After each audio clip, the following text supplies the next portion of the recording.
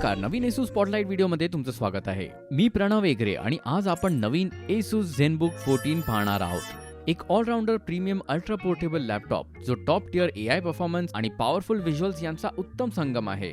ZenBook 14 मध्ये Intel core ultra 225H processor आहे, पण ह्या मॉडेलची रेंज कोर अल्ट्रा 9 पर्यंत जाते.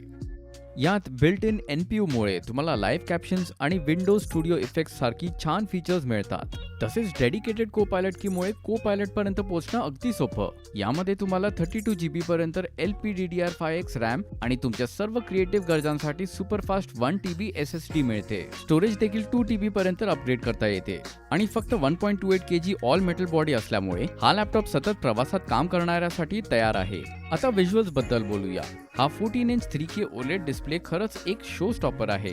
तुम्हाला deep blanks, smooth 120 Hz refresh rate आणि पॅन्टोन सर्टिफाईड वेव्हेट कलर्स मिळतात. आणि हो, आय कम्फर्टसाठी तो TUV सर्टिफाईड सुद्धा आहे.